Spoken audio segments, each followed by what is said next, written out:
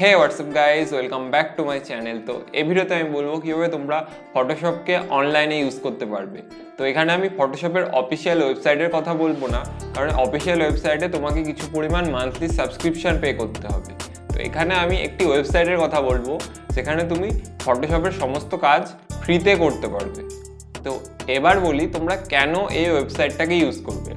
ধরো তোমার পিসিতে ফটোশপ ইনস্টল করলে পিসি ল্যাগ করে, বা তুমি ম্যালওয়্যারের জন্য ফটোশপের ক্র্যাক ভার্সন ইউজ করতে চাও না, অথবা তুমি কোনো সাইবার ক্যাফেতে গিয়ে চটজলদি ফটোশপের কাজ সারতে চাও। তো সেক্ষেত্রে এই ওয়েবসাইটটা খুবই হেল্পফুল, এবং সবথেকে বড় কথা এটা সম্পূর্ণ ফ্রি, কোনো রকম তোমাকে কোনো কিছু পে করতে হবে না। তো দেখা হচ্ছে ইন্ট্রোর পর।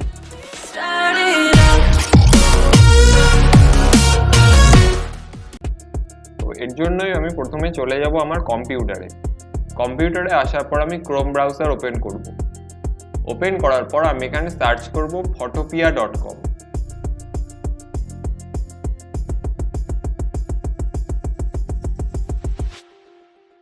তো ফটোপিয়া ওপেন হওয়ার পর দেখতেই পাচ্ছেন সম্পূর্ণ ফটোশপের ইন্টারফেস।